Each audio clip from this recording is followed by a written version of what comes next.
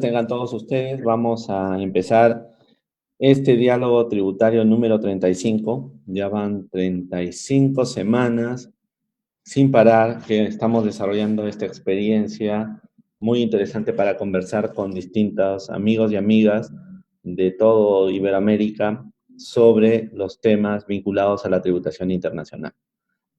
Hoy vamos a tener este programa por primera vez un sábado por la tarde, porque saben que nuestros horarios habituales eran los viernes, pero como ayer fue día de Navidad, entonces lo hemos pasado para ahora. Quiero en primer lugar darles un enorme abrazo a todos ustedes. Espero que hayan pasado una noche buena y un día de Navidad extraordinario.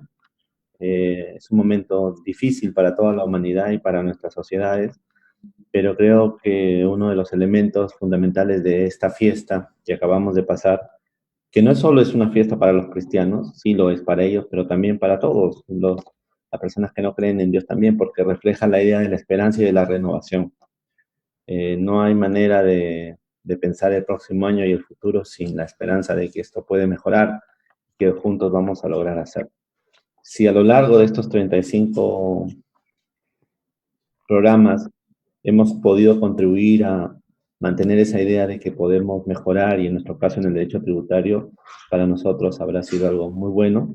Lo hemos evaluado en los equipos de trabajo y creemos que hemos cumplido una labor razonable en el tiempo que teníamos, y además hemos logrado apoyar los objetivos que las instituciones que nos patrocinan tienen.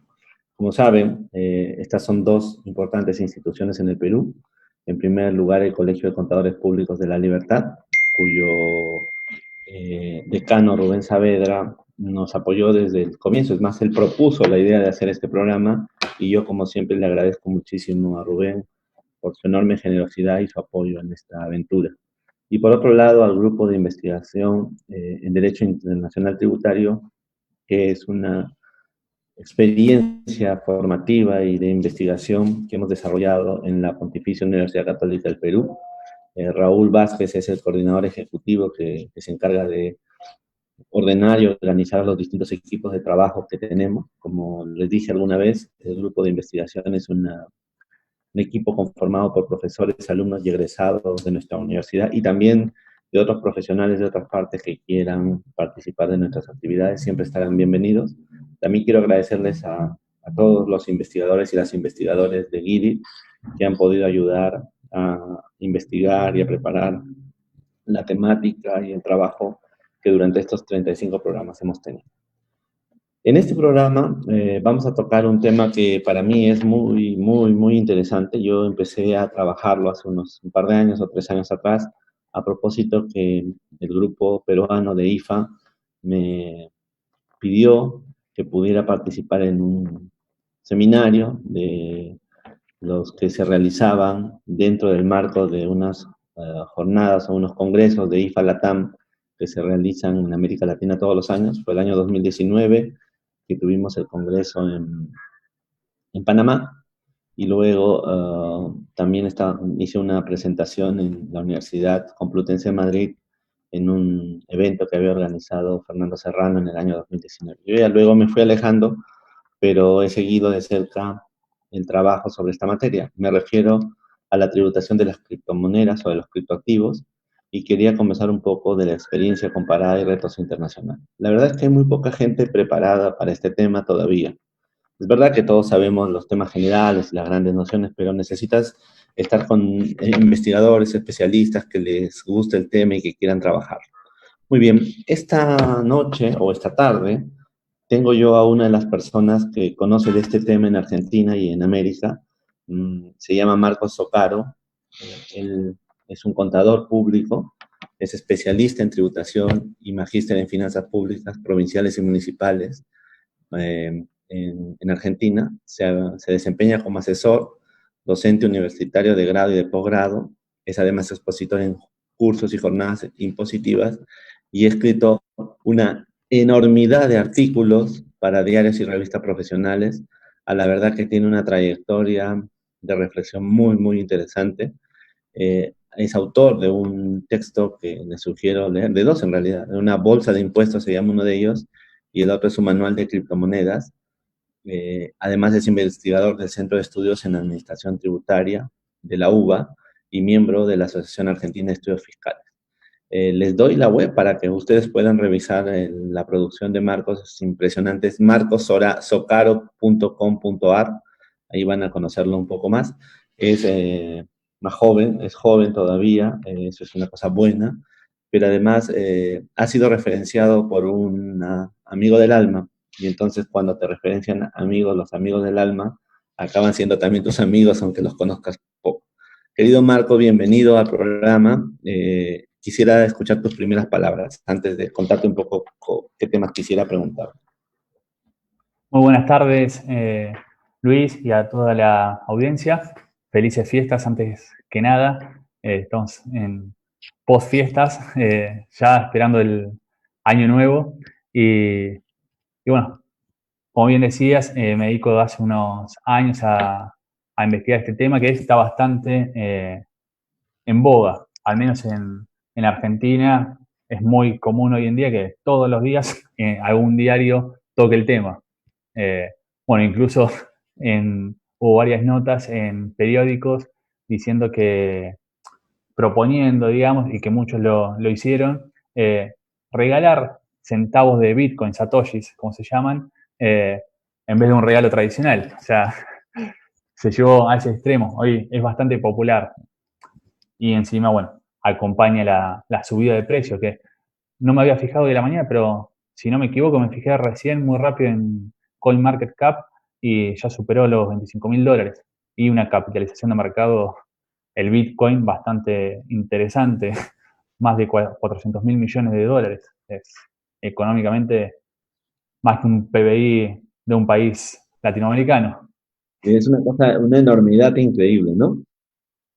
Sí, sí, consideremos que este mismo año, antes de la pandemia, llegó el Bitcoin, estamos hablando, a valer alrededor de $8.000. Y hoy, bueno, ya estamos en $25.000. Una ganancia, eh, una subida de Impresionante, precio impresionante. impresionante. Bueno, muy bien. Querido Marco, mira, yo te propongo tocar tres temas. No siempre logramos completar la conversación porque ya sabes que en el camino nos vamos perdiendo, pero lo importante es que esta sea una conversación deliciosa para nuestros videntes u oyentes. Y luego, si no acabamos, luego yo te voy a comprometer para una segunda vez, siempre que aceptes, claro está, para continuar. Pero yo había planteado tocar tres temas. Primero, nos gustaría que nos cuentes un poco qué es esto de la tecnología blockchain y de los criptoactivos. ¿Qué son? O sea, que nos explique, porque acá tenemos público de todo tipo. Luego me gustaría trabajar algunos temas vinculados a cómo se han ido entendiendo en los países, o sea, cómo lo entiende el derecho argentino, la contabilidad argentina, cómo lo han ido pensando y a ver si podemos conversar sobre otros casos y luego, si nos alcanza el tiempo, desarrollar un poco la idea de la tributación de las criptomonedas, cómo lo ves tú, cuáles son los aportes. Ese sería el plan, ¿qué te parece? Entonces, Perfecto, me parece con lo primero. genial.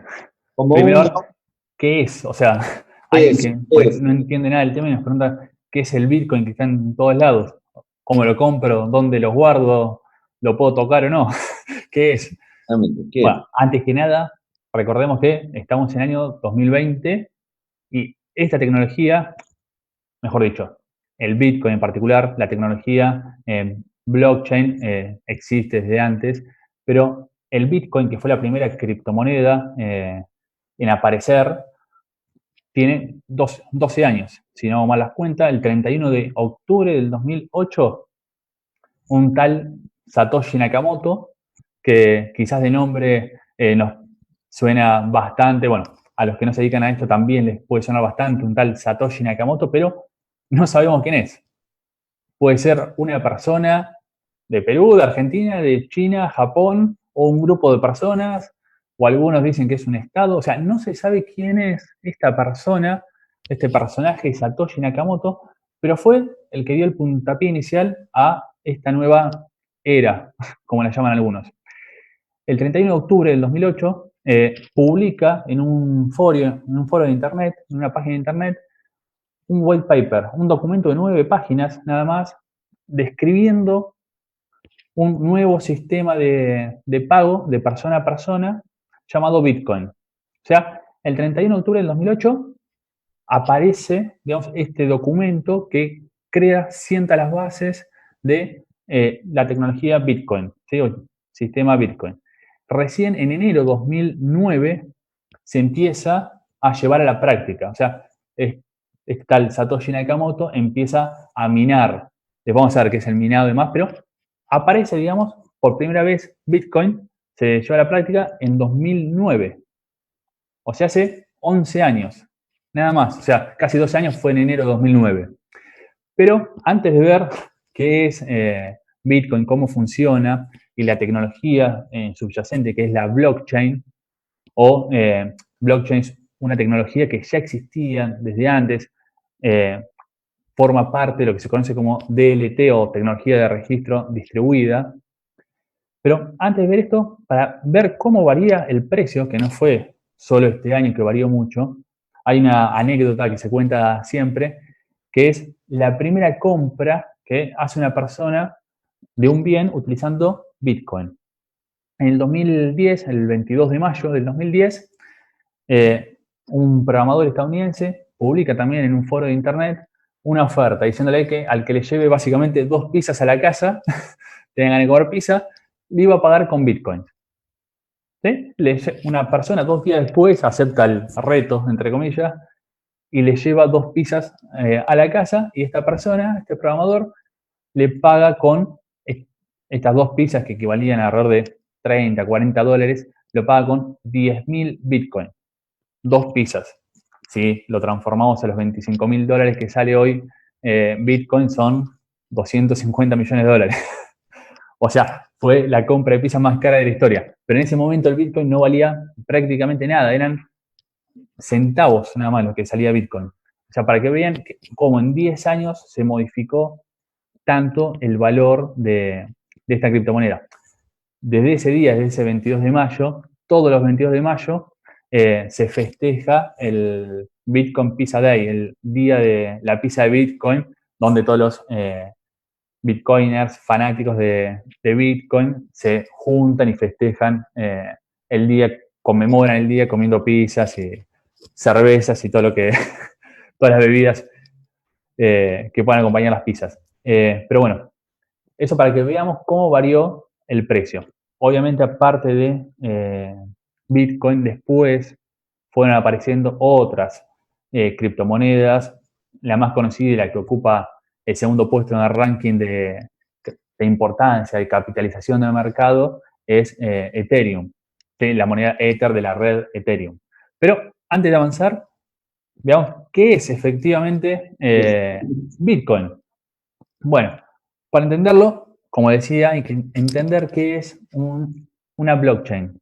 Vamos a suponer, muy simple, ya que no tenemos presentación ni nada, supongamos que hay miles de computadoras distribuidas por todo el mundo. En el caso de Bitcoin, más de 10.000 computadoras, miles y miles.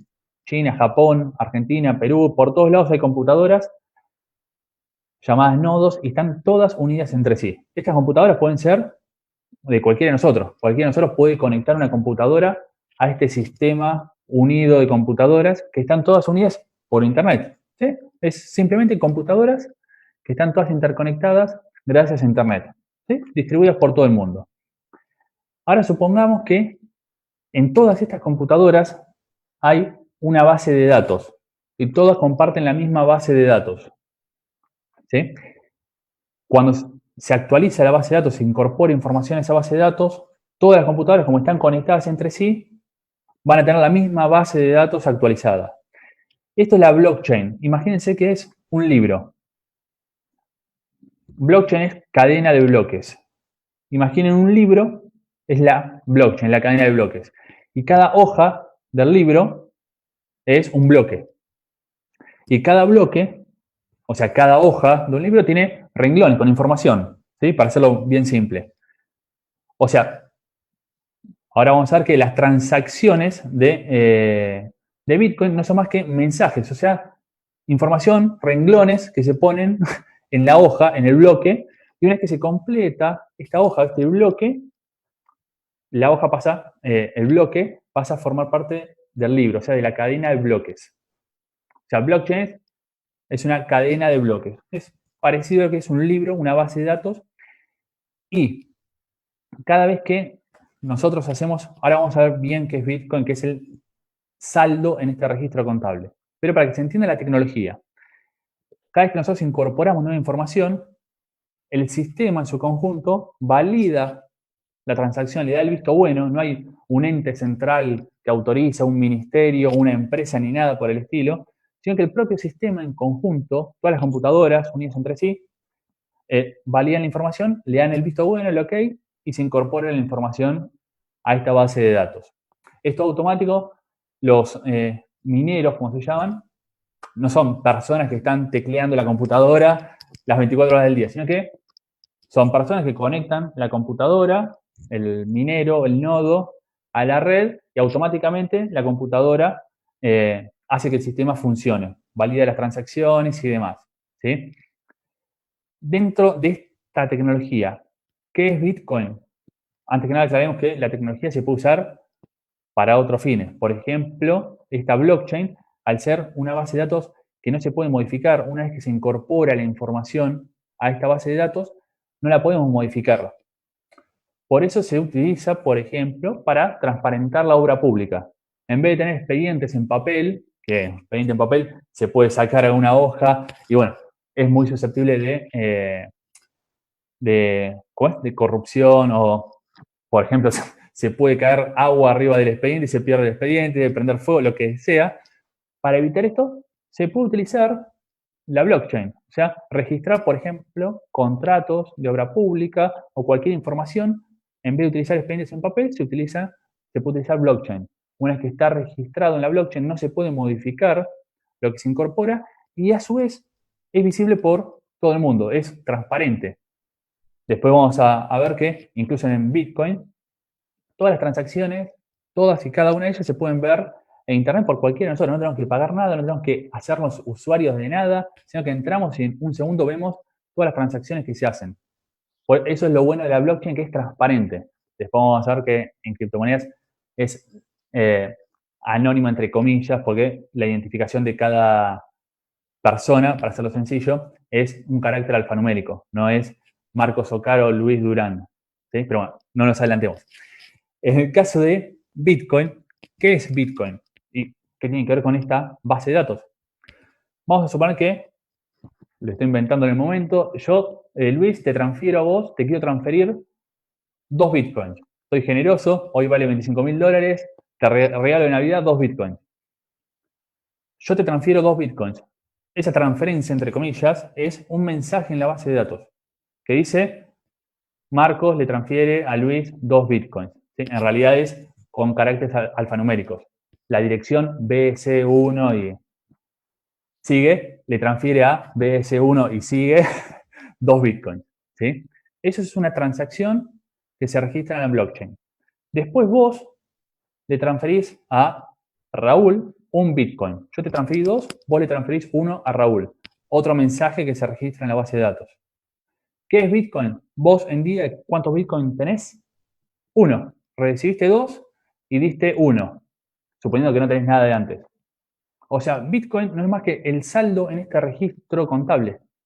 Por más loco que parezca, es el saldo en este registro contable. No es una moneda fiduciaria, no es una moneda de plata, un sol peruano, un peso argentino. No se puede tocar. Es un registro en esta base de datos descentralizada, distribuida por todo el mundo, que nadie tiene el control. Por eso está descentralizado. No hay una empresa que autorice las transacciones ni nada por el estilo. A vos te queda un Bitcoin, dijimos, que es este saldo en el registro contable. Bueno, ¿qué pasa si vos querés enviar 5 Bitcoins? Decís, bueno, Marcos, vos fuiste generoso, ahora yo te mando para año nuevo 5 Bitcoins.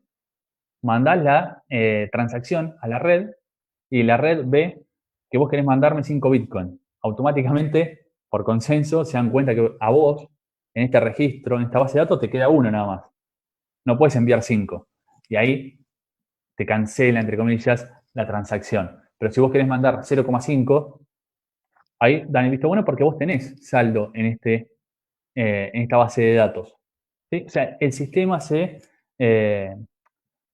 se administra, digamos, en forma consensuada entre todos los usuarios, las miles y miles de computadoras distribuidas por todo el mundo. Eso es básicamente Bitcoin y todas las criptomonedas que tienen una blockchain particular. Blockchain, cada criptomoneda puede tener una blockchain particular. El Estado, por ejemplo, ¿sí? El Estado argentino, por ejemplo, hay un sistema llamado Blockchain Federal Argentina, que es una blockchain propia con diferentes nodos, son pocos nodos, pero que lo usan para registrar, por ejemplo, el boletín oficial de Argentina, donde se emiten las leyes todos los días, o cuando se emiten las leyes o nuevas normas, bueno, se registra en la blockchain. Por eso es una red chiquita. Las criptomonedas como Bitcoin tienen computadoras distribuidas por todo el mundo. Son diferentes tipos de blockchain. Blockchain Federal Argentina, por ejemplo, es una blockchain privada. En el caso de las criptomonedas, para no irnos por las ramas, son blockchain públicas. Cualquiera de nosotros, yo termino de hablar con vos, me puedo bajar el software, que es código abierto de Bitcoin, lo instalo en mi computadora y me puedo conectar a la red y ser un nuevo nodo, un nuevo minero de Bitcoin. Hay que ver temas de rentabilidad y demás, porque... Por la energía eléctrica. ¿Cómo? Por la energía eléctrica. La energía eléctrica y el valor que tiene, que hoy ya llegó a $25.000, y quizás nosotros conectar una computadora chiquita a la red no nos va a servir. Hace 8 años quizás era muy rentable. Hoy en día no. Hoy en día hay hasta empresas, grandes mineros, que se dedican solo a minar criptomonedas. Bueno, incluso en la Patagonia Argentina se ubican un par grandes por el frío. Se ubican siempre en lugares fríos por temas de consumo energético, porque imagínense muchas computadoras conectadas a la red, la cantidad de energía que se consume y el calor que genera. Y donde también esté la energía eléctrica barata. Por eso es importante, bueno, temas de rentabilidad y demás. ¿Qué ganan estas personas que se conectan a la red? ¿Son generosas? ¿Qué van a hacer? ¿Qué me están haciendo ya? ¿Qué ganan? ¿Qué ganan? Bueno, dijimos nosotros que cada bloque, me iba a ir por las ramas, pero no, cada bloque, cada página... Tú haces un sistema blockchain, no hay problema. Cada página contiene mucha información, o sea, muchas transacciones. En el caso de Bitcoin, para no irnos con otra criptomoneda, funcionan más o menos todas parecidas, las principales. Les podemos ver, si ustedes entran en CoinMarketCap, por ejemplo, hay más de 8.000 criptoactivos listados, ¿sí? Ahora después vemos que hay diferentes tipos también de criptomonedas, hay monedas estables y demás. Pero Bitcoin, ¿sí? Para no irnos por las ramas, ¿cómo le retribuyen la tarea a los mineros? Los mineros, acordémonos que son los que validan las transacciones y después, una vez que se llena, digamos, de información una página, un bloque, se incorpora a la red, a la blockchain, ¿sí? Bueno, cuando nosotros hacemos transacciones, si yo te mando a vos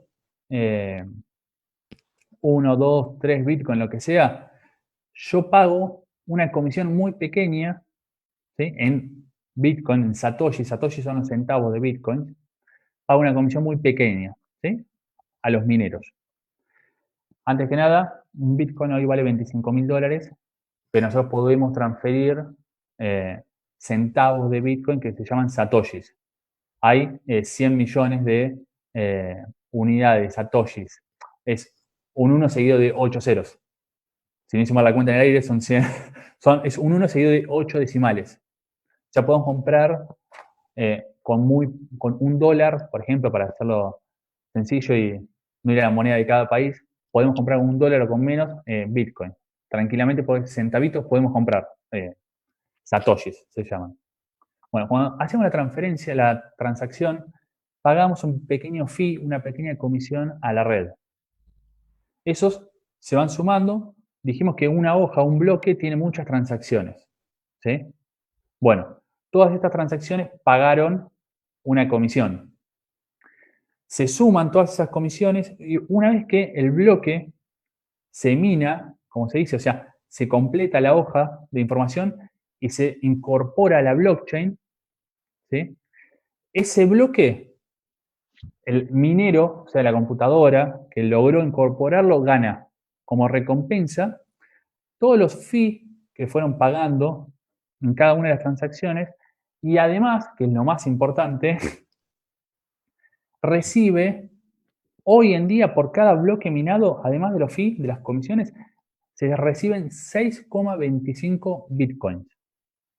Sí, oh. Es importante. Por eso no es con una computadora chiquita vamos a poder minar eso, pues multipliquemos solo, dejando de lado las comisiones, multiplicamos 6,25 bitcoin por $25.000 y tenemos una ganancia considerable. Son $150.000. Sí, el Sí. sábado no me falla la mente. Bueno, esos 6,25 Bitcoin que se reciben por cada bloque minado se mina cada 10 minutos. Hay un nuevo bloque. ¿Sí? Estos 6,25 Bitcoin son Bitcoin nuevos que se crean, se emiten en ese momento. El protocolo de Bitcoin, cuando Satoshi Nakamoto lo ideó, lo pensó, lo creó, dijo que esta recompensa cada 4 años iba a reducirse a la mitad.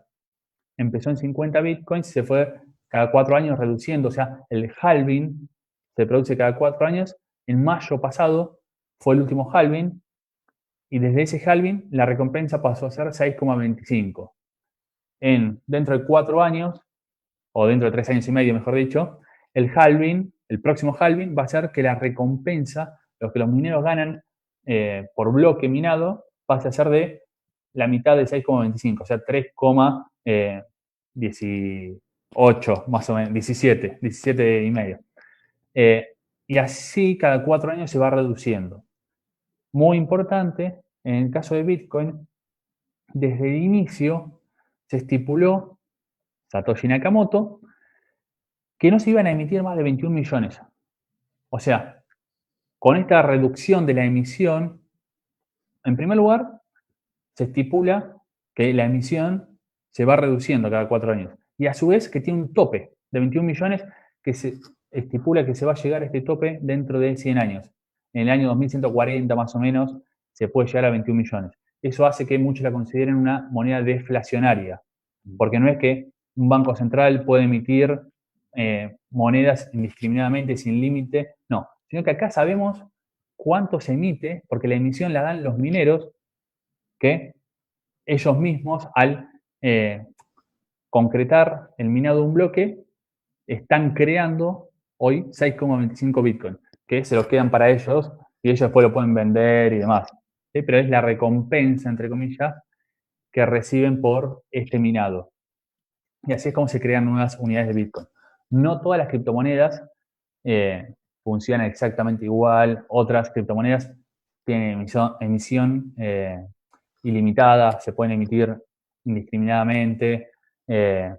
También la tecnología que hay detrás de cada criptomoneda puede ser diferente. Lo que más se utiliza hoy en día es la prueba de trabajo, es justamente este mecanismo que hacen los mineros. Hay otros mecanismos de validación en blockchain que pueden ser pruebas de autoridad o otros sistemas. Pero la prueba de trabajo es esta que yo te digo que utilizan los mineros para validar la información con, obviamente, cuestiones criptográficas que hay detrás y que hacen que el sistema funcione.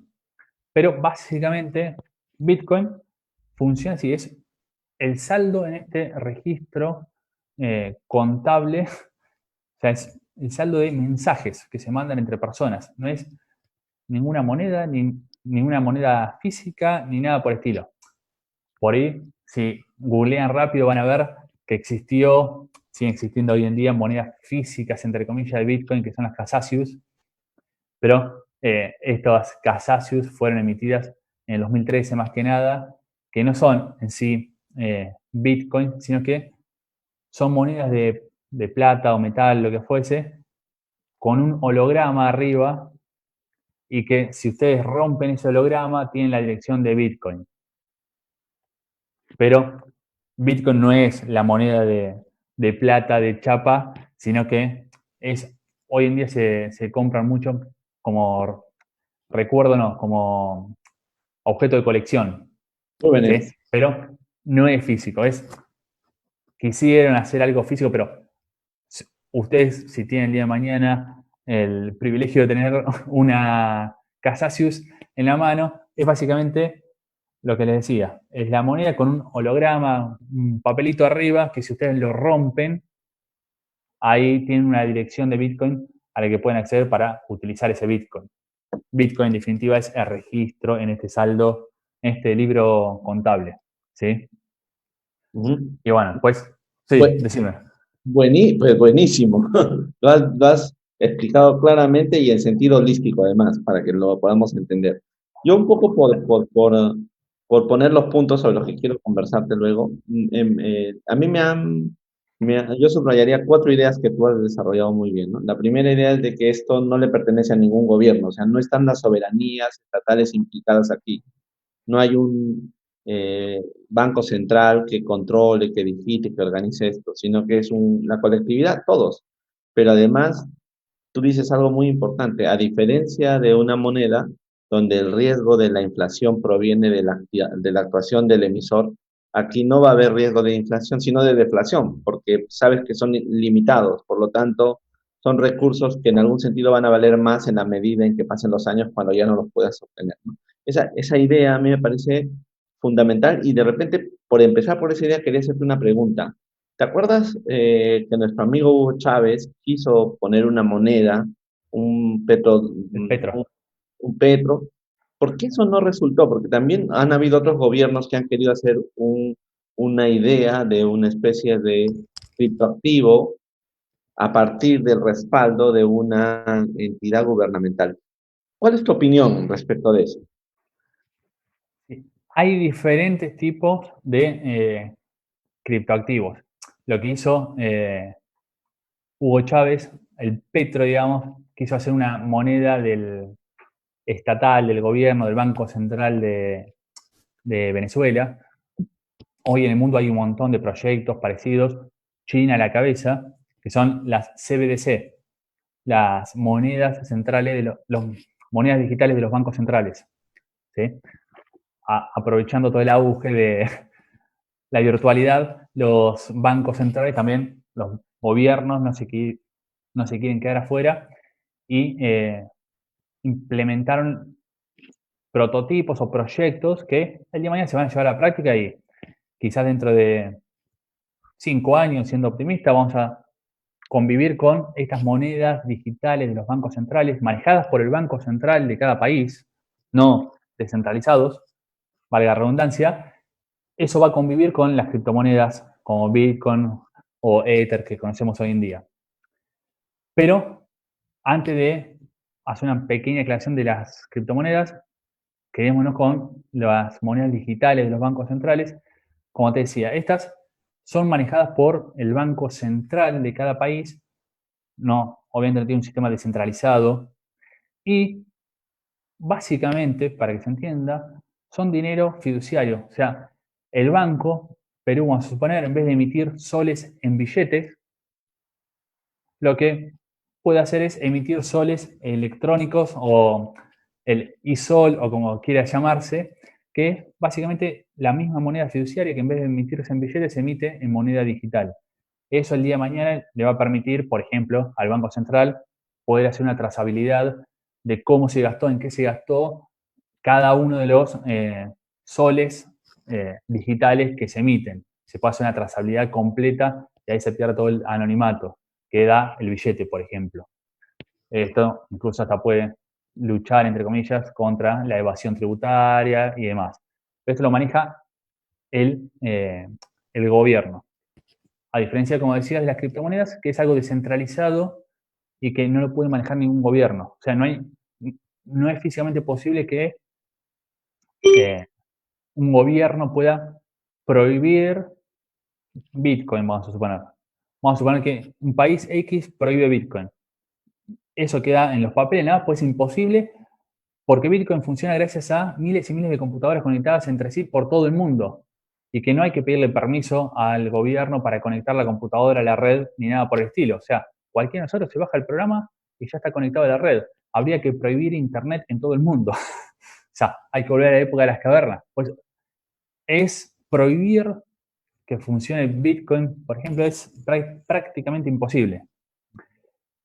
Hay que tener en cuenta, algo muy breve, que dentro de las criptomonedas hay diferentes tipos. A grandes rasgos, Bitcoin, como decíamos, tiene su blockchain particular, personal, entre comillas, que funciona con esa blockchain. Pero hay otras criptomonedas que funcionan sobre la blockchain de otra.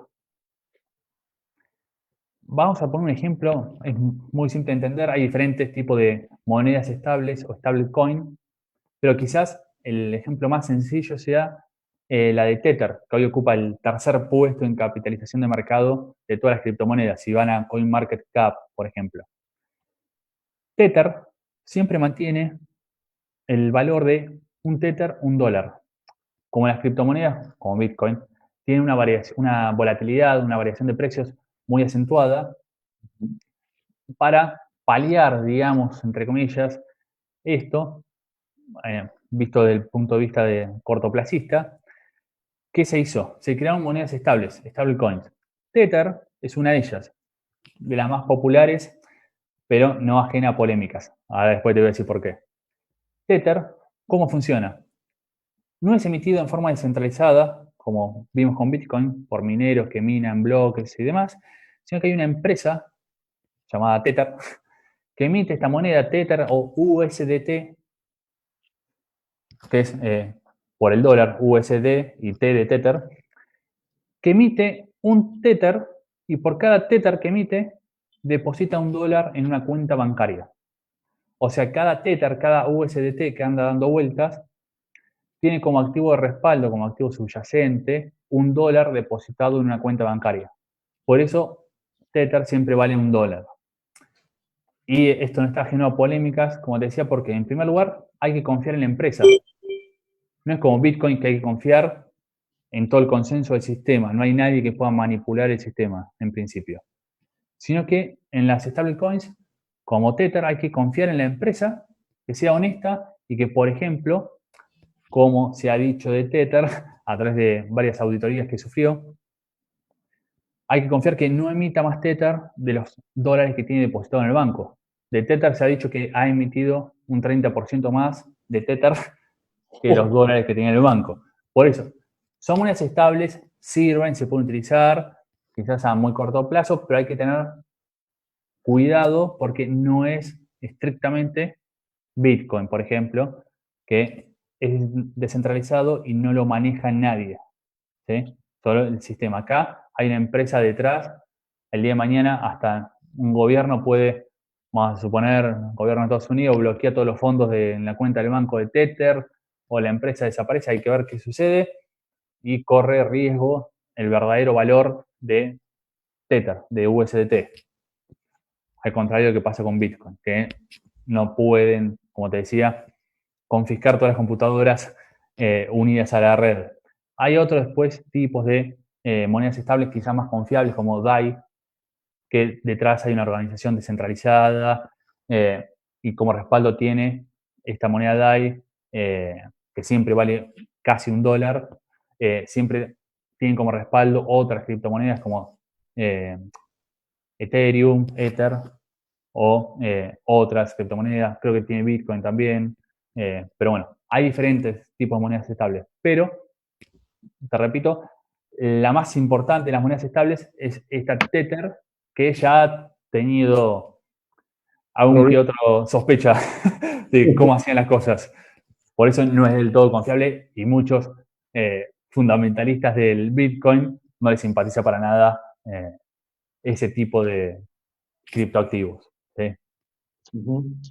Es curioso que justamente lo que le da en algún sentido valor a estos criptoactivos es su situación de no depender de la soberanía de un Estado. Y además, ese gran problema de nerviosismo de los propios Estados, que ahora luego vamos a ver cómo lo han estado tratando, los han prohibido, ¿no? En varias partes, etc.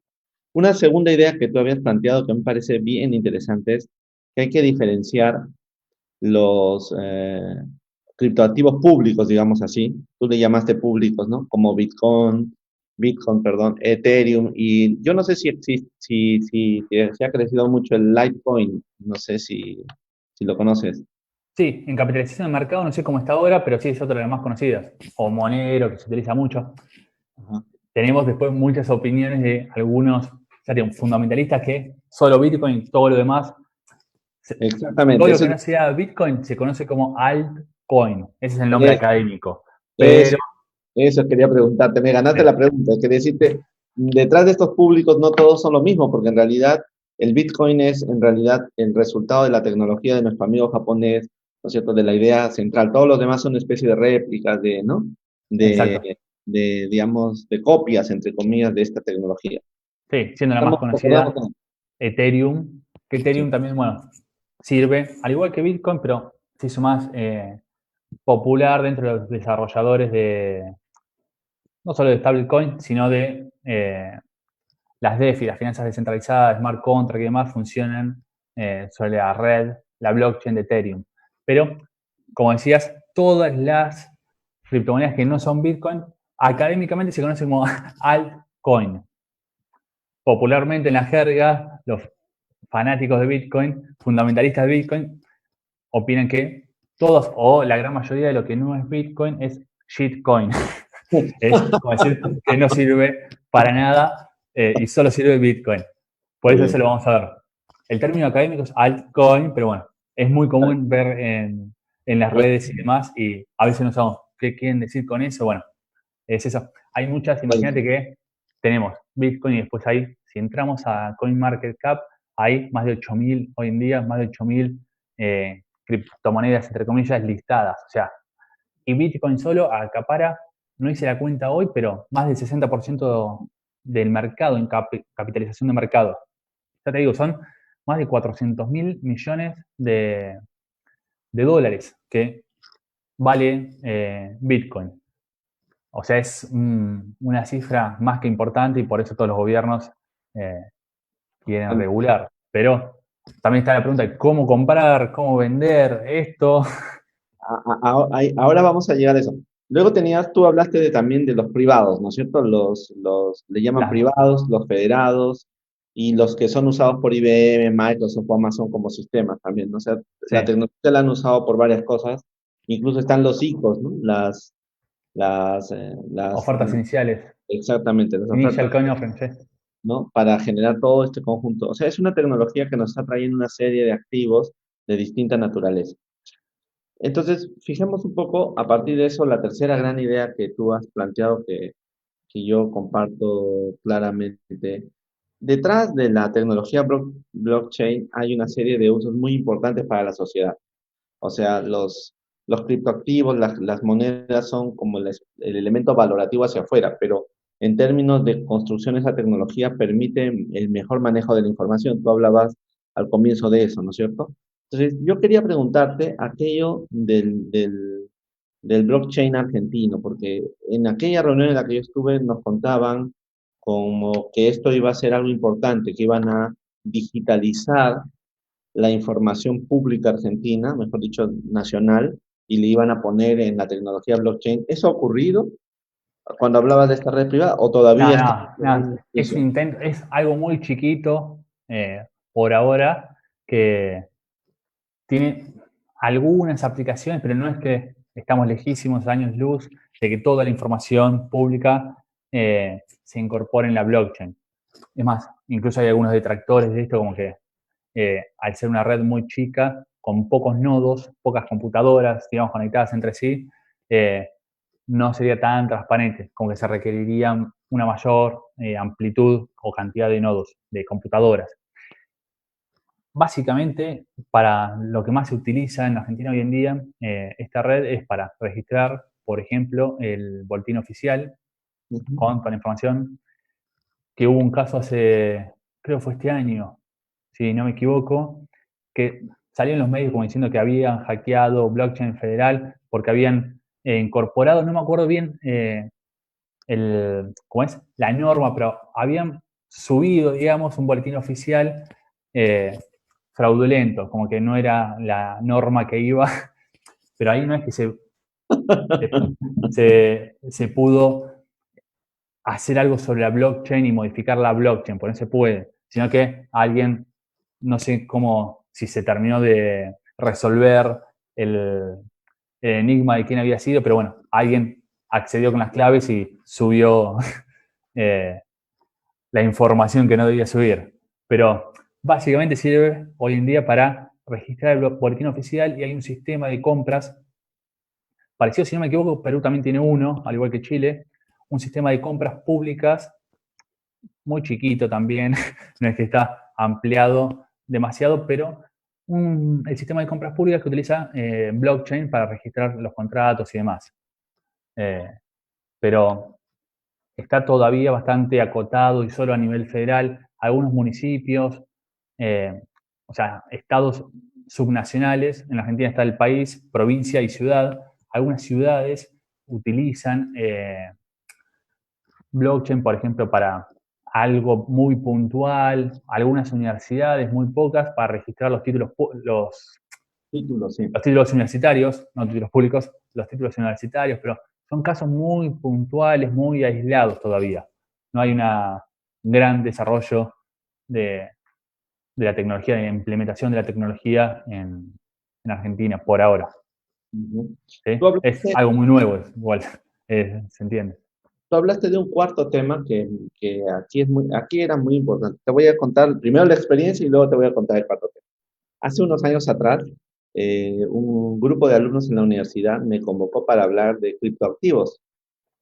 Te estoy hablando hace unos 4 años atrás. Yo la verdad es que conocía muy poco, pero como todo buen investigador me pude investigar y tal, y preparé una charla. Y esta charla era un sábado a las 4 de la tarde, para que te hagas una idea. El campus de la universidad donde yo enseño, los sábados por la tarde no tiene casi personas. Pero ese día, yo entonces dije, blockchain, criptoactivos, van a venir 4 o 5 personas a conversar conmigo, ¿no? Y me quedé impresionado porque era un salón de casi 120 personas y estaba completamente lleno. Pero no eran alumnos los que habían ido, sino eran criptomineros, o sea, mineros de blockchain, que querían saber cómo les iban a tratar sus impuestos en el Perú. Entonces ahí fue cuando yo me empecé a meter en el asunto y me di cuenta, en aquella época, ahora yo ya, la pandemia también me ha alejado un poco de esa información, pero en aquel momento, como relativamente la energía eléctrica en el Perú es barata y relativamente los costos en determinados sectores de la ciudad son mucho más baratos, ellos estaban haciendo actividad minera y estaban consiguiendo esta situación. Me pareció una cuestión de locos. Y entonces ahí tú has puesto este cuarto tema, el minero. El minero en realidad es una persona que está realizando una actividad que busca obtener recursos por esa actividad, ¿no es cierto? Cuéntanos un poco cómo está la situación de los mineros en Argentina, si tienes alguna noticia. Yo pasé por España, mira, en España me dijeron esto, acá no hay mineros, no vas a encontrar mineros en España. ¿Por qué? Dije yo, por la energía, es muy cara. La energía eléctrica es muy cara y no vas a tener personas haciendo eso. En Entonces, China hay muchos, por ejemplo. por ejemplo, entonces los mineros están como ubicados en aquellas zonas donde el costo de la electricidad todavía es muy bajo o donde la actuación del Estado en permisos, recursos, no les ha afectado tanto. ¿Tú compartes esta tesis? O sea, cuéntanos, ¿en Argentina habrá mineros? No lo sé. Sí, hay, yo digo, datos oficiales, obviamente no hay.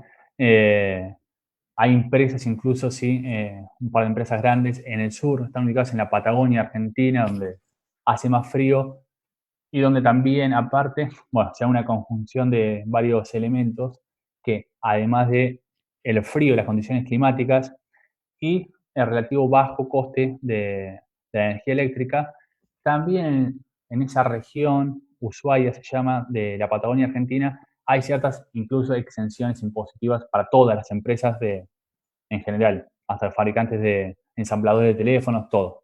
Por eso también se da justo el marco ideal en el sur.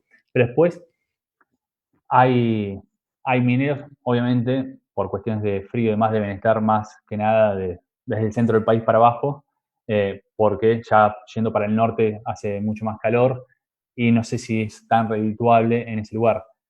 Hoy en día igual los mineros, puede haber mineros individuales, o sea, personas físicas, humanas como nosotros, pero que tienen cuartos llenos de computadoras, porque ya te digo, con una computadora de escritorio, un minero, un ASIC chiquito, es poco rentable, al menos, minar Bitcoin. Se puede quizás minar otra criptomoneda, pero bueno, hay que ver si es rentable o no. Y el tema impositivo de los mineros no está, pero para nada. Después te comento, si querés, el tema de la compra-venta, que es lo más normal, y está muy poco alcanzado, digamos, por las leyes impositivas, porque ninguna lo menciona, solo ganancias, y lo menciona, lo incorpora mal, o sea, es bastante confuso el marco impositivo en Argentina en la compraventa. Y en el caso de la minería, ni siquiera es mencionado por ninguna norma y es todavía más gris. Hay doctrinariamente, la opinión de los especialistas en el caso de la minería se divide básicamente en dos: los que opinan que el minero está prestando un servicio a la red y por ese servicio obtiene una recompensa económica, una retribución por el servicio, le pagan, digamos, para que se entienda, por el servicio que presta, y por ese pago tiene que pagar impuestos, porque está brindando un servicio a cambio de una retribución económica, básicamente. Pero otros opinan que en realidad no está brindando un servicio, sino que el minero está, para que se entienda, fabricando Bitcoin, que es básicamente lo que está haciendo, está fabricando nuevos Bitcoin, y esos 6,25 Bitcoins, dejemos de lado las comisiones, que las comisiones sí es un pago de otra persona, pero lo más importante que son, en el caso de Bitcoin, los 6,25 Bitcoins, en realidad el minero lo está fabricando. Es como si la actividad fuese pintar cuadros. El minero pinta el cuadro y después la actividad económica es cuando vende el cuadro. Ahí sería el hecho grabado. Pero por la sola fabricación, entre comillas, emisión de nuevos Bitcoin, algunos opinan que no estaría ni siquiera alcanzado por el impuesto. En España, por ejemplo, los mineros por estos 6,25 Bitcoin no pagan IVA, el impuesto al consumo.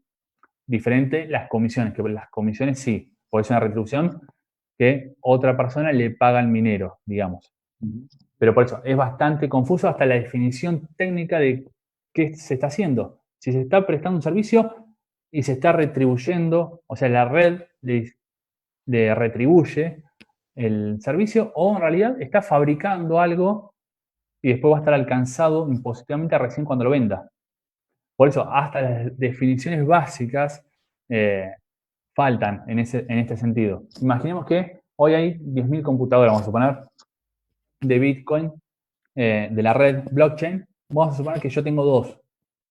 Se apagan todas las computadoras del mundo. La red sigue funcionando con mis 2 computadoras. Yo mino un bloque y gano 6,25 Bitcoin. ¿Quién me los paga? ¿Me lo está pagando la red? Si la red soy yo. O sea, yo mismo. O sea, por eso es la fabricación, entre comillas, de los nuevos Bitcoin que yo estoy haciendo. Y ahí no pago impuestos salvo que los venda. Por eso es bastante confuso y no está nada regulado en ese sentido. No hay una definición legal de qué se debe entender en principio por el minado, por ejemplo. Pero bueno, es un tema tan novedoso que a veces las leyes van detrás de toda la Ahora, innovación. ahora vamos a volver en esa partecita siempre que nos alcance el tiempo, pero quería yo entrar a una cosa como vamos a ir pensando un poco qué es todo esto, ¿no? El minero, por un lado, y su actividad, el resultado y la transferencia de los criptoactivos. Em, ¿Por qué es tan resistente por parte de los gobiernos y bancos centrales? Hay gobiernos que lo han prohibido. Hay gobiernos como los Estados Unidos que han puesto sistemas especiales de rastreo sobre sus ciudadanos para saber en algún momento por dónde estaban comprando, quién estaba minando, etcétera. ¿Por qué? Cuéntanos cuál Sí. es por qué hay tanta resistencia de los estados. O sea, hay incluso empresas que se dedican, son contratadas por el servicio secreto, por ejemplo, o el fisco estadounidense, para rastrear transacciones. Antes que nada, algo básico. Veamos cómo se puede comprar. Yo quiero conseguir Bitcoin y no soy minero. se lo puedo comprar directamente a otra persona, te lo compro a vos, a través de una operación que se llama P2P, peer-to-peer. O sea, persona a persona, vos me transferís un Bitcoin y yo te deposito en tu cuenta bancaria el equivalente en dólares, soles o lo que sea. ¿Sí? Es un acuerdo entre partes, como si te estuviese comprando cualquier otro bien. ¿Sí? También esa operación puede ser persona a persona, en vivo. O sea, no a la distancia, sino que nos encontramos, en Argentina se utiliza mucho, en un bar, por ejemplo. Nos encontramos en un bar, vos ahí mismo, desde tu teléfono, me transferís un Bitcoin, o el equivalente que sea, en satoshis o lo que fuese, y yo te doy la plata en efectivo. ¿Sí? Es una forma. Para encontrar a la otra parte, a la que le estamos comprando, vendiendo, se utiliza mucho en Argentina, al menos las redes sociales, como Facebook y demás, hay grupos destinados solo a la compra-venta. Y también, que es quizás lo menos peligroso porque hay una referencia de la otra parte, son los sistemas de escrow, como Local Bitcoin o Binance, que permiten también ubicar a una contraparte y hacer la operación mucho más segura y evitar, en cierto modo, las estafas. Esa es una forma de adquirir criptomonedas. Otra, también sencilla, entre comillas, es obtener por la venta de un bien. Yo puedo tener una tienda, un negocio, y vender, no sé, muebles. Y en vez de cobrar en soles, dólares, pesos, lo que fuese, cobran en Bitcoin o en la criptomoneda que fuese. También puedo ofrecer servicios y cobrar, en vez de en dinero fiduciario, cobro en criptomonedas. ¿Sí? Y así obtengo criptomonedas. Pero después, la otra forma, muy popular, sobre todo los que recién se inician en esto, es utilizar exchange o brokers, plataformas digitales, como a nivel mundial, Coinbase, Bitstamp, Binance, Bitso, son las plataformas conocidas a nivel mundial. Que las personas lo único que hacen es depositar dinero en esos sitios, plataformas, web. Una vez que está el dinero depositado, ahí compran la criptomoneda que fuese, Bitcoin vamos a suponer, y esa criptomoneda lo más seguro es que se las transfieran a una billetera propia, ¿sí? Sin custodia. Porque si las dejan en el exchange, por más importante que sea el exchange, después pueden tener problemas para sacar el dinero, si el exchange quiebra o pasa cualquier cosa. Siempre es seguro comprar y enviarlo a una billetera sin custodia propia, digamos, que se puede tener en el teléfono, o incluso hay hardware como Ledger, Trezor, son billeteras frías. Incluso hay billeteras en papel. Es menos sofisticado, pero existe.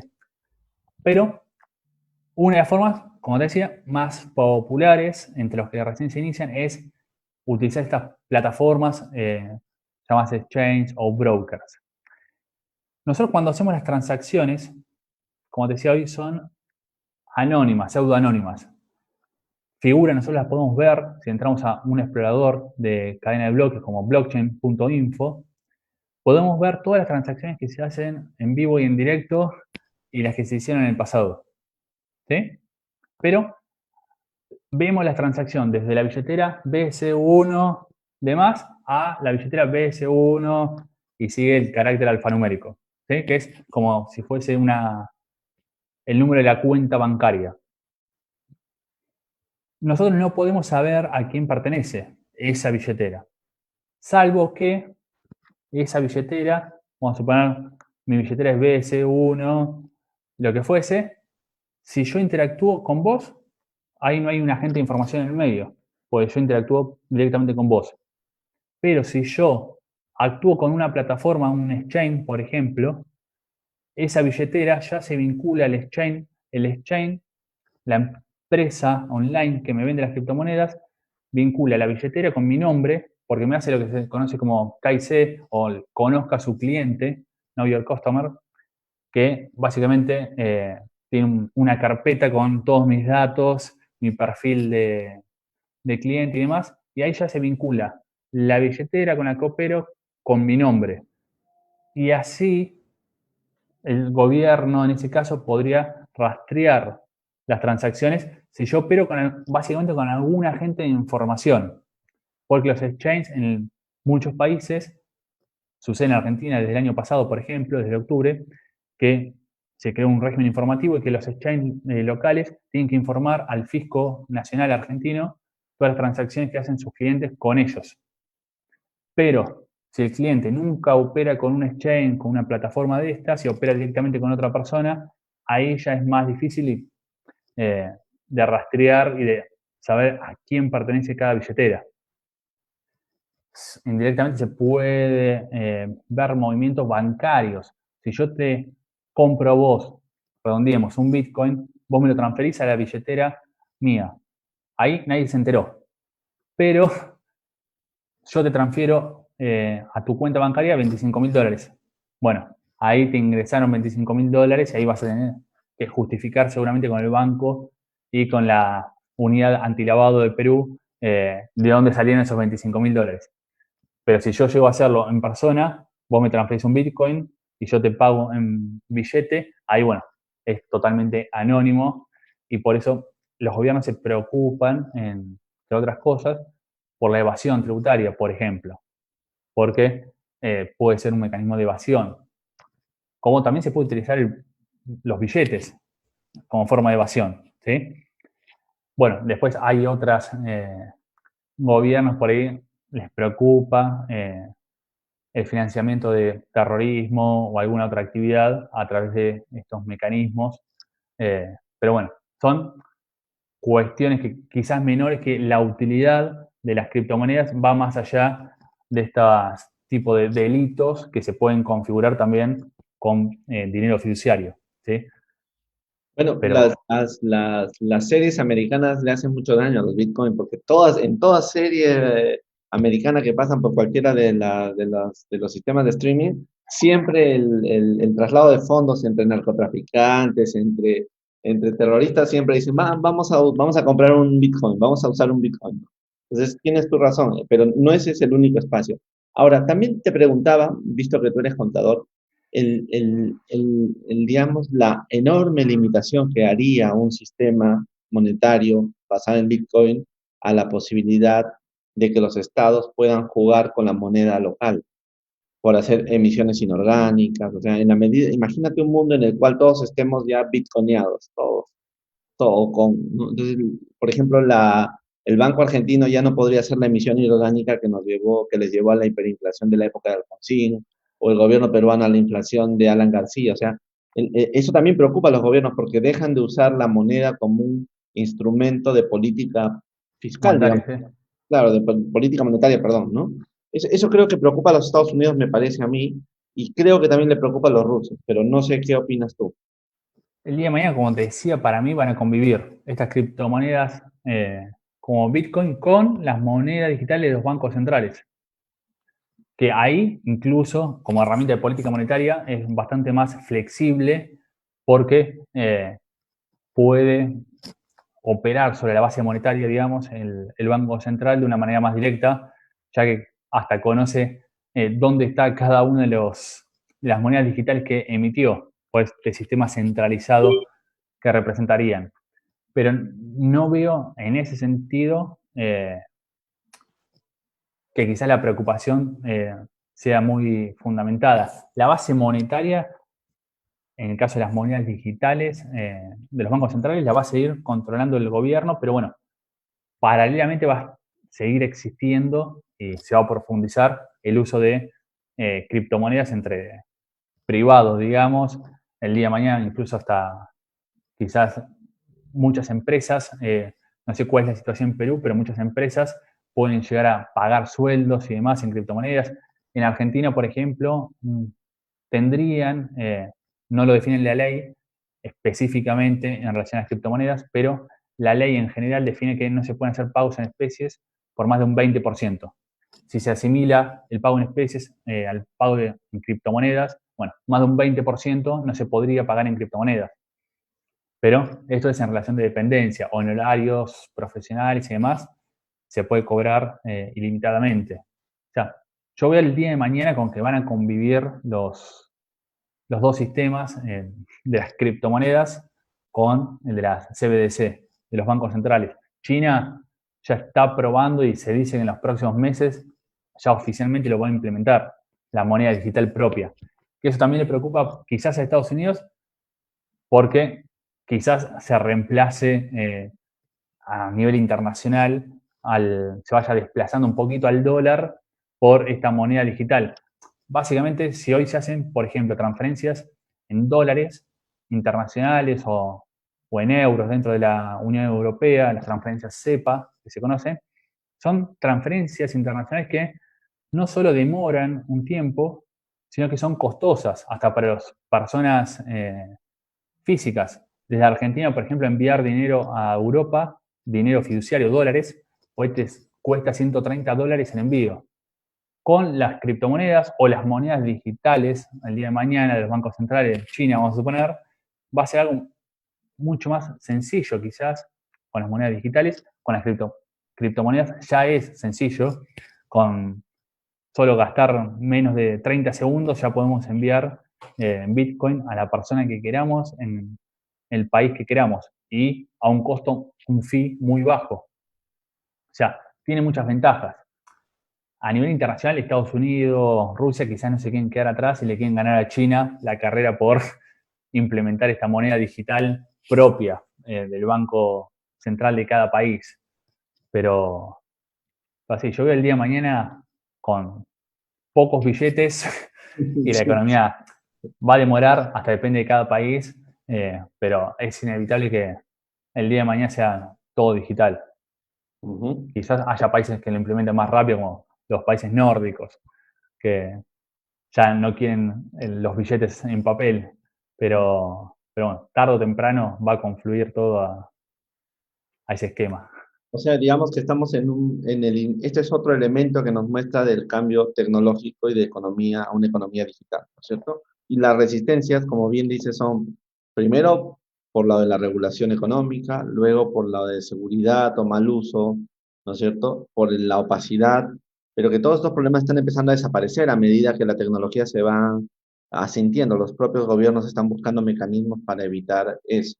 Pero el gran problema, me parece, es la incapacidad para registrar y aplicar impuestos en todo el conjunto de las transacciones realizadas. Me parece que ese es como otro elemento de talón de Aquiles de este problema, ¿no?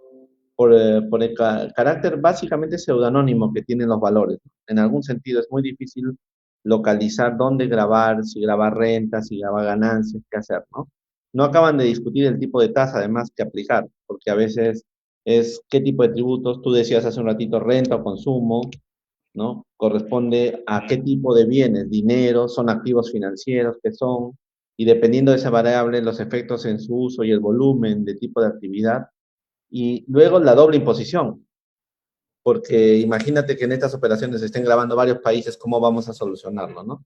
Entonces, en algún sentido, la situación de los criptoactivos se convierte en otro problema de la economía digital para efectos tributarios. Y me parece, no sé si tú compartes eso conmigo, estaba yo revisando un informe de la OECD, el del Plan BEPS número 1, cuando hablaba de la economía digital, para ver, bueno, si la OECD qué avanzó en esto, y me acuerdo que no ha dicho nada. Cuando tú revisas, la OECD no tiene una respuesta todavía frente a los criptoactivos, ¿no? Y ha dicho que vamos a seguir estudiando. Yo te cito textualmente, sería importante estudiar específicamente cómo implementar una política de tributación para los criptoactivos. Entonces, en conclusión, estamos ante una economía digital, una experiencia de economía digital, todavía no tenemos claro cómo grabarla, y entonces ahí es donde quería entrar contigo a mi tercer tema de la noche. El primer, ¿cómo grabarla? ¿No es cierto? ¿Por dónde irías tú? ¿Por impuesto a la renta o al consumo? Pensemos primero en general y luego vamos desglosándolo. ¿Qué dirías O si tú? no, no grabemos nada, si no. No, es un problema, como bien decías, a nivel mundial todos los países tienen el mismo problema y van, como dirían acá, los ponchazos a veces, porque el problema principal es que los funcionarios, legisladores, los que hacen las leyes, en primer lugar, comprendan bien qué es lo que están legislando, qué es una criptomoneda, los diferentes tipos de criptomonedas. No es lo mismo un Bitcoin que Tether, como vimos, que siempre mantiene el mismo valor. La actividad, o sea, no es lo mismo comprar y vender criptomonedas que minar criptomonedas. como vimos en el caso del minado. Ni siquiera teóricamente, doctrinariamente, hay una definición de qué se debe entender por el minado, si es la retribución que tiene el minero o la fabricación, la autogeneración de Bitcoin. ¿Sí?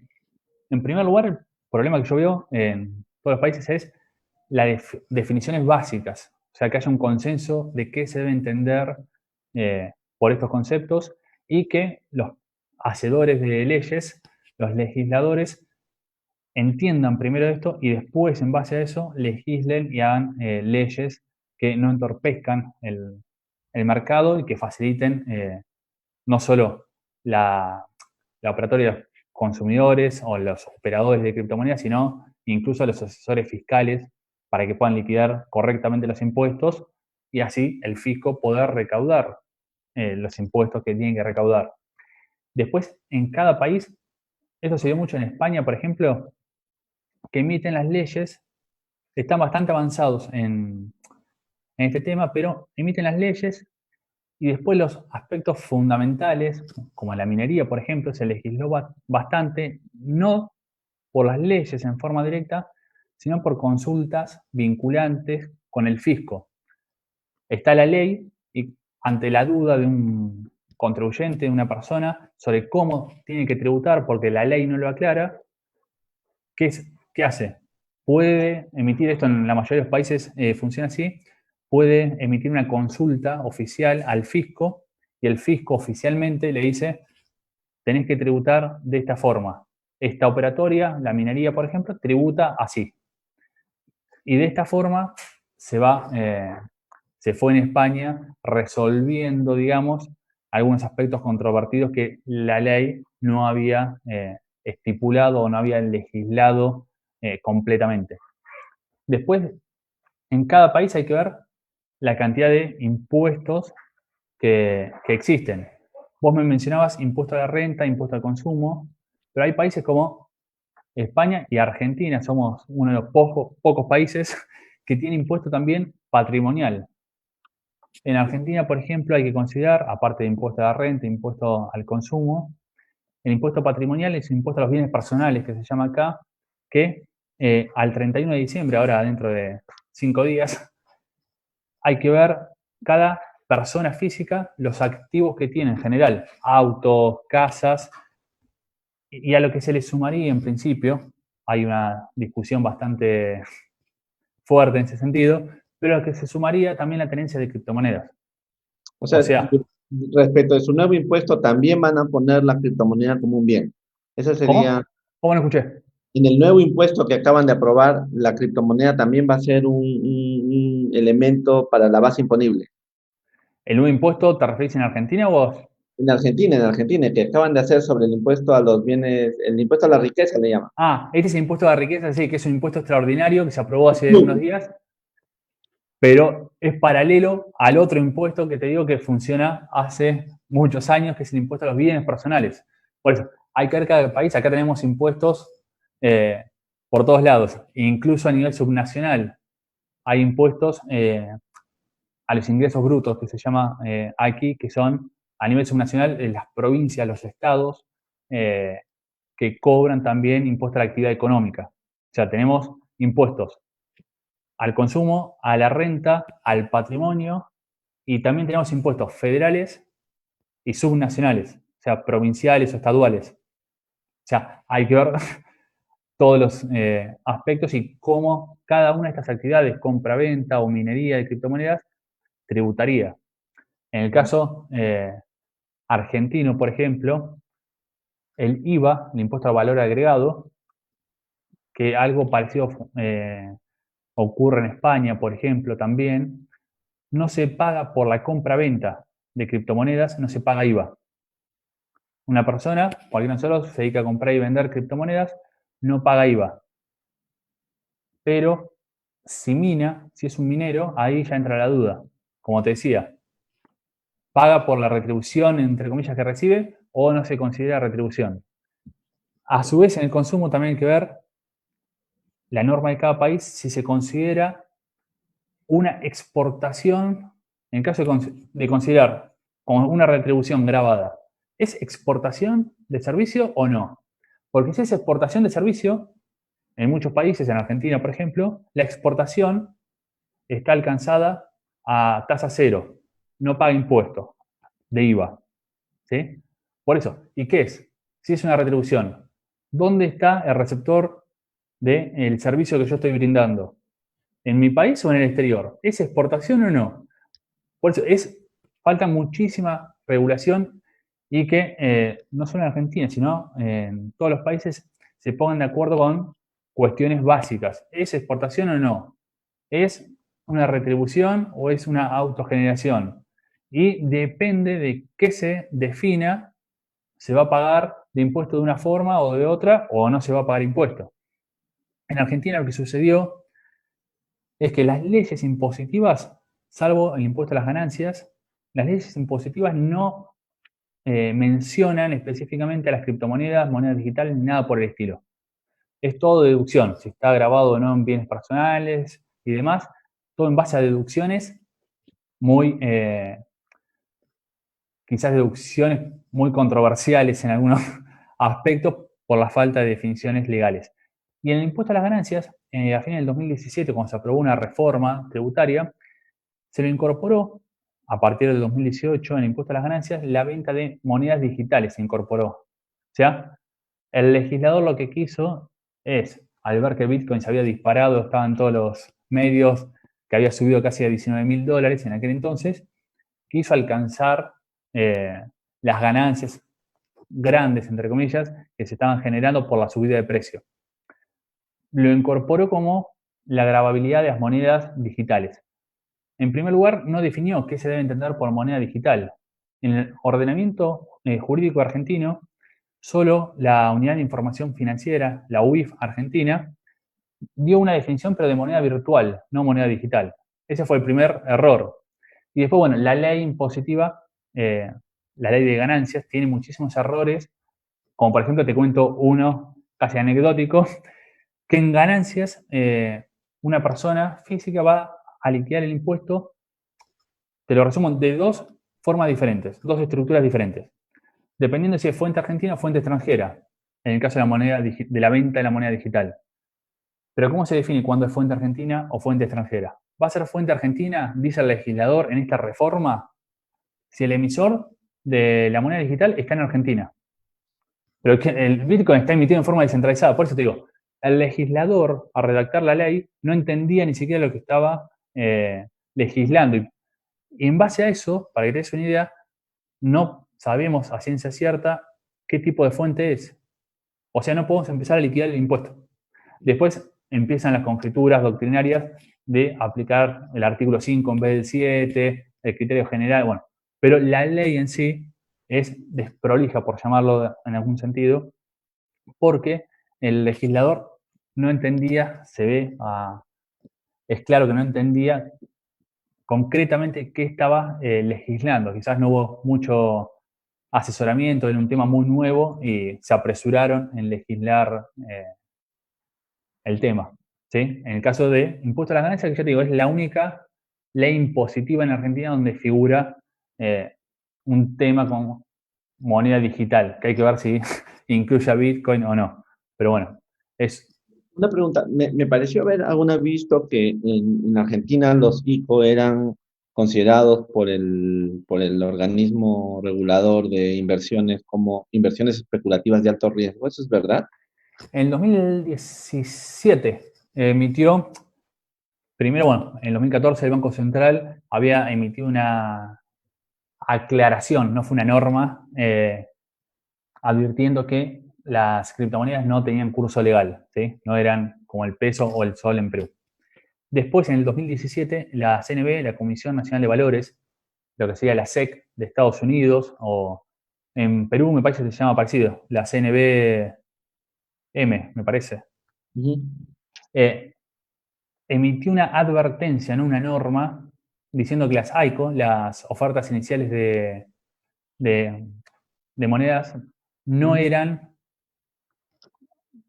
aptas, digamos, para todo público, eran muy riesgosas. O sea, fue una advertencia nada más diciendo, inversores tengan cuidado al invertir en en las ICO porque hay muchas que son fraudulentas, son inversiones de altísimo riesgo, pero no emitió una norma en sí diciendo oficialmente ni qué se debe considerar por una ICO de criptomonedas, ni nada por el estilo. Fue una advertencia que hoy en día, yo por ejemplo, tengo el comunicado que me lo han dado, me lo han pasado, pero si se entra a la página del organismo, hoy no se puede ver el comunicado ese. O sea, no está en la web, lo sacaron. Pero fue eso, una advertencia. La UIF de acá, por ejemplo, también, además de emitir una norma, ahí sí, en el 2014, definiendo qué es una moneda virtual, la UIF, que es la Unidad Antilavado Argentina, ustedes tienen una UIF, pero que es la Unidad de Información Financiera, que Sí, es más es una, económico.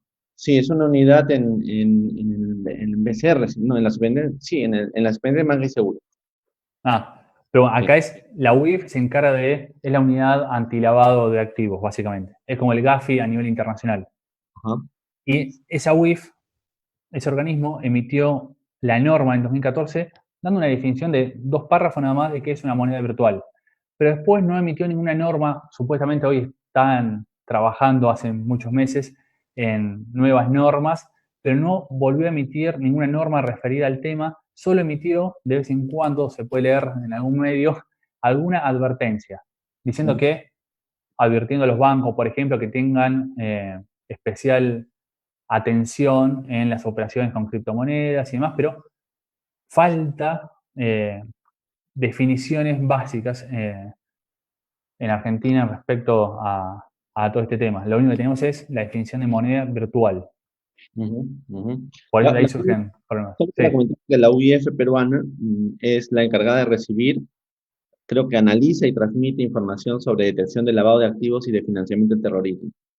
Y también establece También todo un sería. sistema de prevención para detectar y reportar situaciones sospechosas, ¿no? Está escrita la SBS ahora y tenemos toda una discusión sobre sus competencias. Hay un proyecto en el Congreso para discutir eso.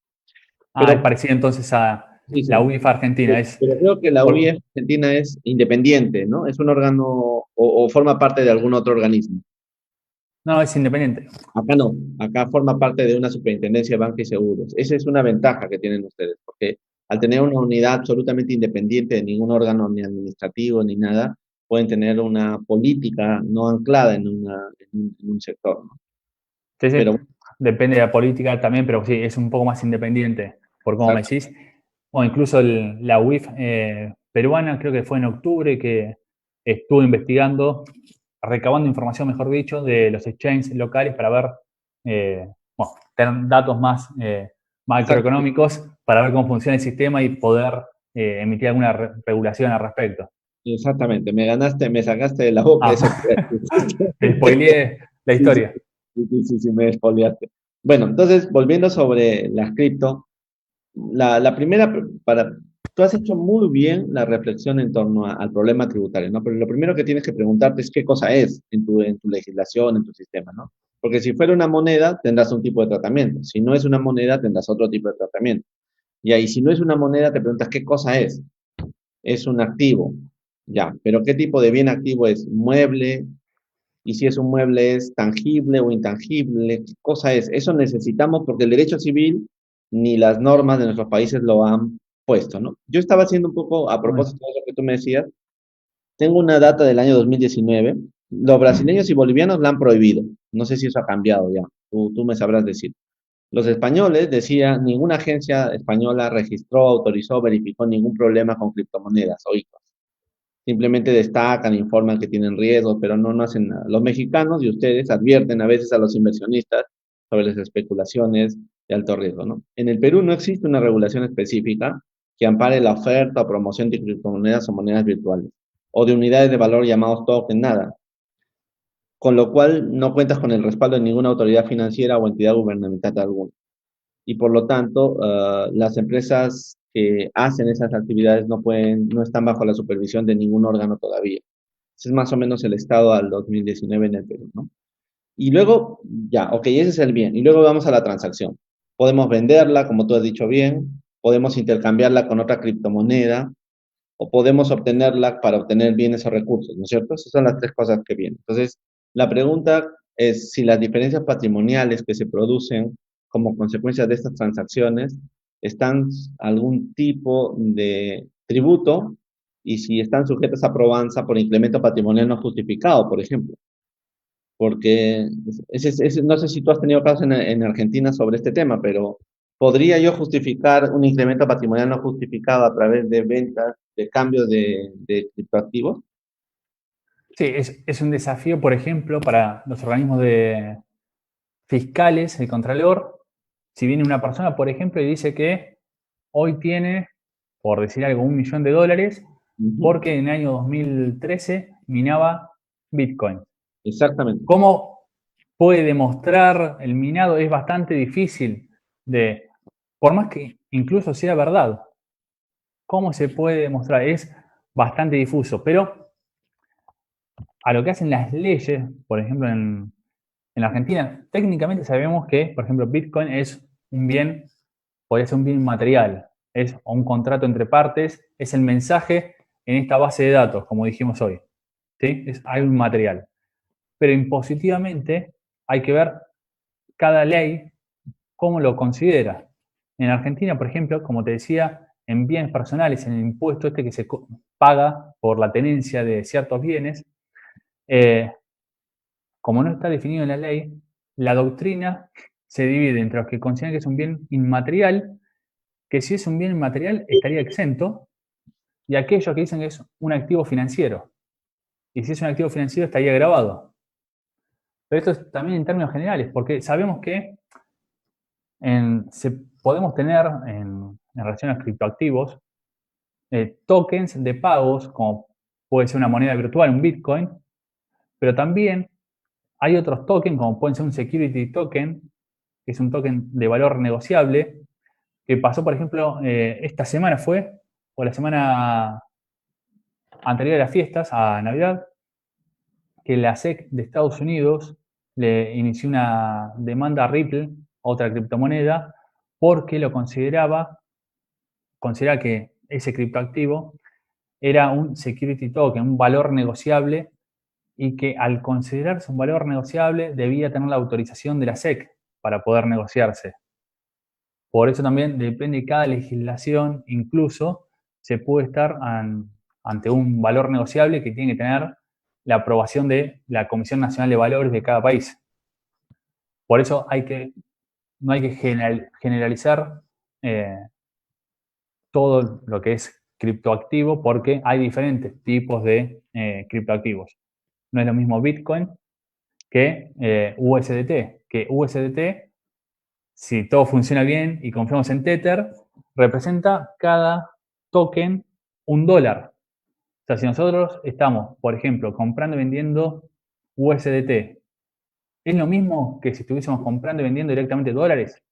Si somos personas físicas, por ejemplo en Argentina, la compra-venta de dólares en sí, persona física, o la diferencia, mejor dicho, de cotización para que se entienda, no estaría alcanzado en el impuesto.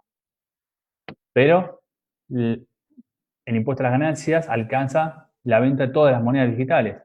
Y ahí vamos de vuelta. ¿Qué es una moneda digital? ¿Incluimos a Bitcoin, a USDT, a todos los criptoactivos o solo a un tipo de criptoactivos? Por eso, legalmente faltan muchas definiciones o aclaraciones normativas para poder encuadrar bien la situación impositiva y regulatoria. Mira, vamos entonces, como todas esas... me faltaba el tema contable. Ese es otro problema, ¿no? Porque en el tema contable depende, pues puede ser un efectivo, no es equivalente a efectivo tampoco, es un instrumento financiero, no, es un inmovilizado material, lo que no, entonces, o es una existencia o es un intangible. Para que veas ¿No? las dudas que hay, sí. no se emitió ninguna NIF, las NIF internacionales, valga la redundancia, no emitieron ninguna norma en particular. Hubo solo a mediados del año pasado, si no me equivoco, el 2019, una comisión de interpretación de normas NIF, ¿sí? O sea, una opinión doctrinaria básicamente, dijo que las criptomonedas en general tienen que considerarse como intangibles. Pero llegado el caso, si la empresa, por ejemplo, se dedica a comprar y vender, un exchange, vamos a suponer, un broker, mejor dicho, se dedica a comprar y vender criptomonedas, ahí puede ser considerado inventario, o sea, mercadería, entre comillas. Pero si no, intangible. Pero es una opinión de la NIF, ni siquiera se plasmó en una norma. Por ejemplo, en norma argentina también no hay nada, pero la doctrina dice que no podría en principio ser un bien intangible. Y ahí se contradice con la opinión de la NIF. ¿Y por qué no, por Es qué no muy puede ser gris. un bien intangible? ¿Por qué no puede ser un bien intangible según la doctrina contable Es argentina? es un tema muy específico, pero básicamente algunos autores, antes de que existan las criptomonedas, opinan que un bien intangible, una de las características que tienen que tener es que se puede utilizar en la empresa como un bien de uso, vamos a suponer. Y un Esté destinado a la principio, actividad empresarial, una marca, exacto, digamos, una patente. exacto. Y en principio un Bitcoin no cumple con eso. Otros en la doctrina dicen que sí, se cumple y sí puede ser calificado. Por eso son opiniones que podemos encontrar, opiniones variopintas, Claro, pero a mí me surgió la duda, te cuento, pero nosotros tenemos un impuesto acá que se llama el ITAN. Es un impuesto temporal a los activos netos, que lo pagan las empresas. Entonces, la pregunta era si lo deberíamos considerar como un activo para efectos del ITAN. Si lo consideras como un activo, pues pagabas un montón de impuestos. Entonces, estábamos discutiendo qué cosa era exactamente eso, y es un problema, porque efectivamente, como tú dices bien, nadie se pone de acuerdo. Si es una existencia intangible, o si no fuera un intangible, ¿qué sería? Digamos, en esa doctrina argentina, ¿cómo qué lo contabilizaría? hay que considerar si es una inversión, si la empresa lo tiene como inversión o no. Esto igual, todas opiniones doctrinarias. La ley, la Sí, norma no dice nada. sí, sí. Otros opinan, muy pocos, que si tiene poder cancelatorio similar al dinero fiduciario, podría considerarse caja y banco, digamos lo que se llama acá. O Ujú, sea, como una ujú, disponibilidad. Pero, ya te digo, son todas opiniones ujú, doctrinarias muy agarradas de los pelos. ujú. Oye, no hay una definición concreta. Incluso eh, hay que ver si se considera una cosa o no un Bitcoin. Exactamente, O exactamente. todos opinan que sí, pero bueno, faltan, ya te digo, no solo a nivel local, sino a nivel internacional, bueno, lo que vos planteás también de la OECD, que está todo muy en pañales y la legislación está por hacerse. Ojalá, como te decía hoy, que se haga bien y que no termine siendo un obstáculo para el desarrollo del ecosistema. Ujú, ujú. Mira, una cosa que yo descubrí en esta reunión que tuvimos que te contaba en Panamá, es que depende, o sea, el efecto de esta falta de contabilización, o sea, de esta claridad contabilizadora, entre comillas, afecta un poco el impuesto de sociedades dependiendo del modelo de impuesto. Por ejemplo, Argentina y Perú tenemos un impuesto sobre base normativa, legal, donde lo que está grabado es lo que la ley dice que está grabado. Entonces podemos discutir teóricamente si esto es una renta producto, esto es un flujo de riqueza, esto es una ganancia capital, qué cosa es, ¿no es cierto? Pero en países como, por ejemplo, España, donde la renta es el resultado contable con correcciones, o sea, cuando todo el resultado contable es la renta, entonces una variación patrimonial en el resultado contable inmediatamente te hace grabarlo con el impuesto. Ya no te preguntas qué es. Entonces, en Colombia, por ejemplo, puede pasar eso mismo, ¿no? En Colombia, en España, porque como ellos graban el resultado contable propiamente dicho, pues si el resultado cambia, aunque la ley diga lo que sea, ellos están grabando las variaciones patrimoniales, ¿no? Esa cuestión me parece bien importante estudiar, Marcos, en el futuro, cómo afrontar la criptomoneda desde las distintas maneras, cómo se determina el impuesto a las ganancias, ¿no? Para los argentinos y peruanos las tenemos un poco más fácil porque es revisar nuestros primeros artículos de la ley para saber si esto es renta o no. ¿Tú qué opinarías? ¿Es renta la ganancia, por ejemplo, ¿no? Cuando yo enajeno un criptoactivo, la diferencia entre mi costo computable y mi valor de mercado o valor de transferencia, ¿eso es ganancia en la Argentina para ese enajenante o no? Sí, ya te digo, Para la empresas, ley para empresas, está ¿qué tan... las empresas? Las empresas, sí, sí.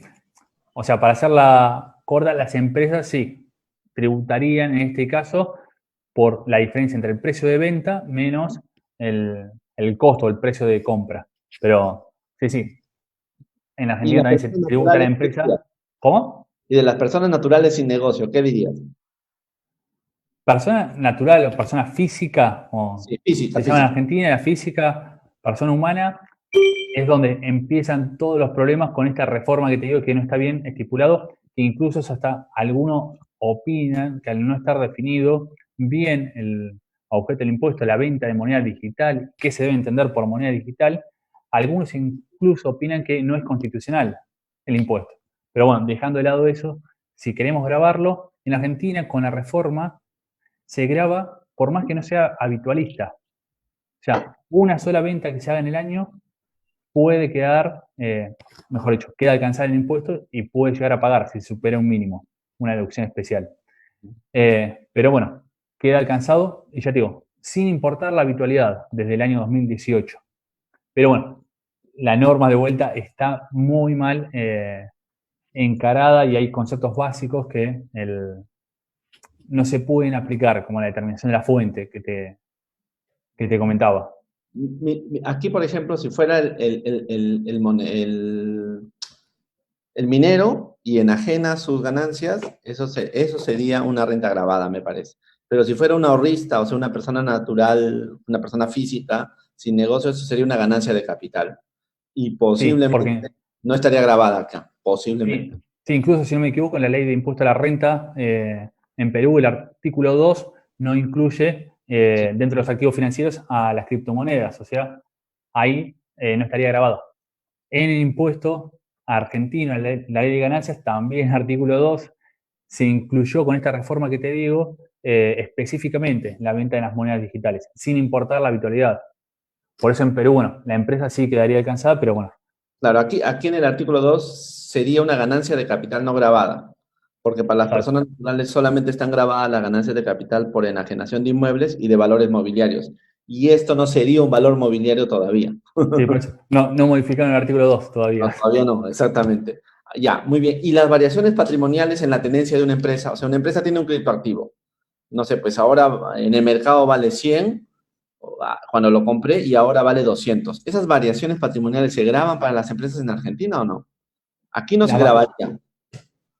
Sí, y ya te digo, hay que ver cada caso en particular, pero en principio sí, hay que ver, incluso en Argentina no hay al menos según se dice oficialmente, no hay muchas empresas por ahora que estén invirtiendo en criptomonedas, salvo los brokers y demás que se dedican a comprar y vender. Ujú. Pero sí, yo creo que cuando haya una regulación un poco más clara van a empezar a aparecer empresas que inviertan más qué sé yo, hasta contablemente no se sabe cómo esta empresa va a registrar la tenencia de criptoactivos. Ujú, ujú. ¿Y los validadores? ¿Qué dirías tú sobre los validadores cuando reciben su fee por la actividad? Lo- es la duda que existe hoy doctrinariamente si se considera una retribución. Vamos a suponer, ahí, para simplificar, dos Porque posturas. Se considera una. tú diferenciaste entre la obtención del Bitcoin y el fee que le pagan por su actividad de validador al Sí. minero. Porque serían, ya sobre lo del Bien. otro ya hablamos, ahora sobre la validación, ¿qué dirías tú? ¿Es una remuneración? La remuneración, el fee, no hay duda de que es una contraprestación, un pago que hace otro usuario. Vos me transferís a mí, me pagás un fee a la red. Ese fee lo gana un minero. Ese fee estaría en principio alcanzado en IVA, por ejemplo, y en ganancias, pues una ganancia, pero en el caso de IVA hay que ver si es o no exportación. ¿Dónde está la persona que paga el fee? Si está en el exterior, vamos a suponer, sería exportación. Si es exportación de servicios, en IVA está exento o alcanzado a tasa cero, no paga IVA. Por eso también es importante definir si es exportación o no, por más que estemos de acuerdo que está alcanzado. Y en ganancia, bueno, pagaría ganancias por el monto del fee recibido, la comisión recibida. Ahora, ahí venía mi pregunta, ¿no? A propósito de esta reunión, todas estas preguntas me han venido por estas reuniones con los mineros, ¿no? Porque, por ejemplo, si el minero es una persona natural, ¿eso va a ser para él una remuneración que sería un servicio independiente o sería una renta empresarial? ¿Cómo No, lo verías tú? hay que ver, en Argentina es bastante difuso si se considera o no una explotación unipersonal en ese sentido. Yo me inclino, ya digo, es muy discutible porque no hay una norma específica, pero al tener computadoras dispuestas a generar estas ganancias, se podría llegar a considerar como una explotación unipersonal, algo parecido a empresa, no sé si tiene el mismo nombre en Perú, Sí, sí, parecido a negocio empresa unipersonal. y tributaría en una forma diferente al, ¿cómo es?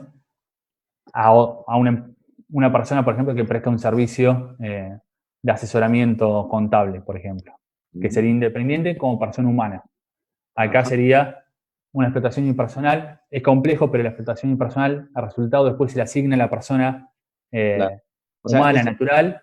un negocio unipersonal o un servicio, en el caso peruano sería un servicio, una prestación de servicio de cuarta categoría. O sea, la diferencia es esa, ¿no? Entre un negocio unipersonal y un servicio personal. Algo así también Bien. tienen Acá ustedes. las rentas empresariales, nosotros tenemos, para personas humanas hay 4 categorías. La renta Ujú, del suelo, alquiler de inmuebles, rentas de capital, venta de criptomonedas, ujú, la renta empresaria, digamos, que sería la tercera, y la ujú. renta de cuarta categoría, que es trabajo en relación de dependencia o trabajo en forma independiente. Es Perfecto, el trabajo personal. perfecto. Porque ahí Tenemos también, 4 por ahora. mira, porque tú dices muy bien, esto puede ser un negocio unipersonal o puede ser un servicio profesional.